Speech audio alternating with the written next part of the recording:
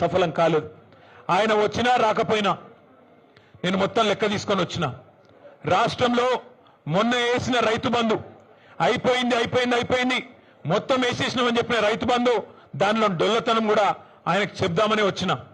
స్వయంగా రేవంత్ రెడ్డి నియోజకవర్గం కొడంగల్లో స్వయంగా ముఖ్యమంత్రి ప్రాతినిధ్యం వహిస్తున్న కొడంగల్ నియోజకవర్గంలో ఇగో రైతు బంధు రాని రైతుల సంఖ్య మొన్న వేసిన రైతు బంధు 670 మంది రైతుల పేర్లు వివరాలు అడ్రస్లు ఫోన్ నంబర్లతో సహా తీసుకొని మరీ వచ్చిన.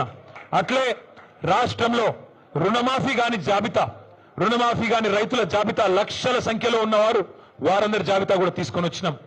అట్లాగే ఈ రాష్ట్రంలో ఈ ప్రభుత్వం వచ్చిన తర్వాత రేవంత్ రెడ్డి గారి ప్రభుత్వం వచ్చిన తర్వాత మరణించిన బలవన్ మరణాలకు పాల్పడ్డ 600 మంది రైతుల లిస్టుతో సహా తీసుకొని వచ్చినాం.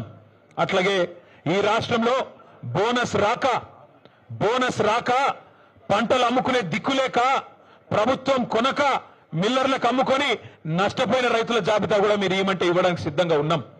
ఇవాళ రాష్ట్రంలో ఎరువుల కొరత రైతులను సతమతం చేస్తున్నది. ఒక ఆధార్ కార్డు మీద ఒకటే ఎరువు బస్తా ఒకటే యూరియా బస్తా ఇస్తామంటే ఇలా రైతులు మళ్ళా లైన్లు కట్టి చెప్పులు క్యూలో పెట్టి ఎదురు చూస్తా ఉన్నారు ఫర్టిలైజర్ దుకాణాల ముంగట. రేవంత్ రెడ్డి అధికారంలోకి వచ్చే ముందు ఒక పాటను తయారు చేసి దేశం మీదకి వదిలిను. మళ్ళీ ఆనాటి రోజులు తీసుకొస్తామని చెప్పాను. నిజంగానే ఆనాటి రోజులు తెచ్చిండ్రు. ఆనాటి రోజులు కరెంటు కోతల రోజులు, మళ్ళీ ట్రాన్స్ఫార్మర్ల పేలిపోయే రోజులు, ఆనాటి రోజులు ఎరువుల కోసం విత్తనాల కోసం లైన్లలో నిలబడే రోజులు మళ్ళీ కాంగ్రెస్ ప్రభుత్వం తీసుకొని వచ్చింది. ఇందిరమ్మ రాజ్యం అంటే సంక్షేమ రాజ్యం వస్తుందేమో అనుకున్నారు ప్రజలు.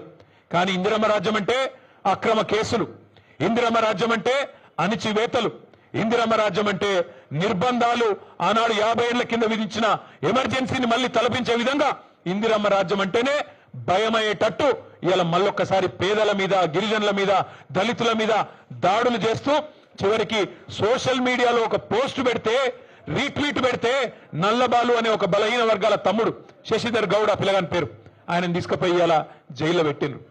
అందుకే ఇందిరమ్మ రాజ్యం అంటే ఏందో ప్రజలకు అర్థమైంది, ఆనాటి రోజులు అంటే ఏందో అర్థమైంది, మార్పు అంటే ఏందో అర్థమైంది, అన్ని విషయాలు అర్థమైనాయి. కాబట్టే కర్రుగాల్చి వాత పెట్టడానికి రేవంత్ రెడ్డి గారికి రాష్ట్ర ప్రజలు సిద్ధంగా ఉన్నారు.